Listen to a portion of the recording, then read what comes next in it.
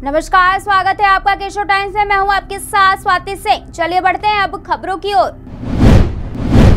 Supreme court ने कुख्यात gangster रहे मुख्तार अंसारी के बेटे अब्बास अंसारी को बड़ी राहत दी है। दरअसल सुप्रीम कोर्ट ने लखनऊ में अब्बास अंसारी की जमीन पर पीएम आवास योजना के तहत गरीबों के लिए मकान बनाने की यूपी सरकार की योजना पर यथास्थिति बनाए रखने का आदेश दिया है। अब्बास अंसारी की याचिका पर सुप्रीम कोर्ट ने यह आदेश दिया है। साथ ही इलाहाबाद उच्च न्यायालय को निर्देश भी दिया है कि वो अब्बास अंसारी की याचिका पर जल्द सुनवाई करें।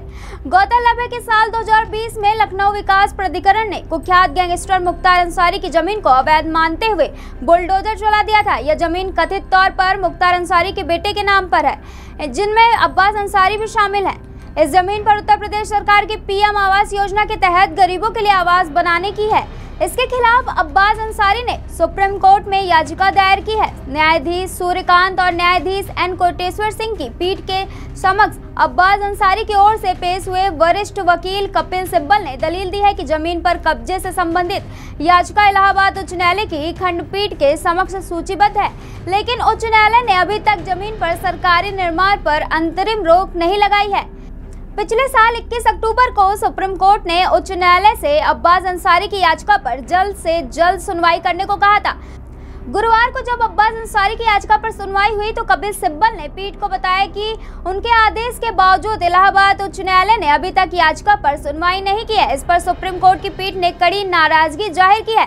साथ ही सुप्रीम कोर्ट ने यथास्थिति बनाए रखने का आदेश भी दिया है और साथ ही उच्च न्यायालय को अब्बास अंसारी की याचिका पर जल्द सुनवाई पूरी करने को कहा है। पीठ ने अपने आदेश में कहा कि याचिकाकर्ताओं ने विशेष रूप से कहा है कि सरकारी अधिकारियों ने लखनऊ के जियामऊ गांव स्थित प्लांट नंबर 93 पर निर्माण कार्य शुरू कर दिया है, जिस पर वे दावा कर रहे हैं कि उनका स्वामित्व है।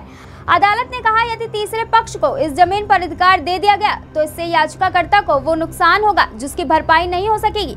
ऐसे में सर्वोच्च अदालत ने इलाहाबाद उच्च न्यायालय में सुनवाई होने तक यथास्थिति बनाए रखने का आदेश दिया है।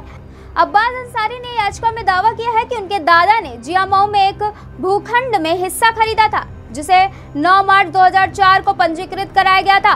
कथित तौर पर उस संपत्ति को उन्होंने अपनी पत्नी रबिया बेगम को उपहार में दिया था। उन्होंने 28 जून 2017 को अपनी वसीयत के माध्यम से इसे याचिकाकर्ता अब्बास अंसारी और उनके भाई को दे दिया था। याचिका में कहा गया है कि उप विभागीय मजिस्ट्रेट डॉली बाग लखनऊ में कथित तौर पर 14 अगस्त 2020 को एक पक्षीय आदेश पारित कर भूखंड को सरकारी संपत्ति घोषित कर दिया गया, जिसके बाद याचिकाकर्ता और उसके भाई को अगस्त 2023 में जमीन से बेदखल कर दिया गया। अब्बास अंसारी ने सरकारी अधिकारियों के इस फैसले को साल 2024 में इलाहाबाद उच्च न्यायालय की लखनऊ पीठ के समक्ष चुनौती दी। प्रभावित भूखंड के कुछ अन्य सह मालिकों ने भी उच्च न्यायालय का दरवाजा खटखटाया और मामला खंडपीठ के समक्ष सूचीबद्ध किया गया। जब अब्बास अंसारी की रीट याचिका 8 जनवरी 2024 को एकल न्यायाधीश के समक्ष सुनवाई के लिए आई तो उन्होंने इसे अन्य मामले के साथ सूचीबद्ध करने का आदेश दिया ताकि परस्पर विरोधी आदेशों से बचा जा सके।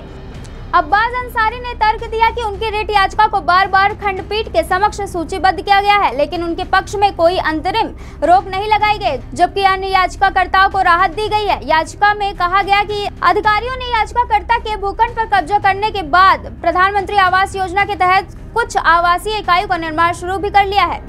आज की खबर में बस इतना ही। ऐसी तमाम खबरों को जानने के लिए जुड़े रहिए केशव टाइम्स के साथ।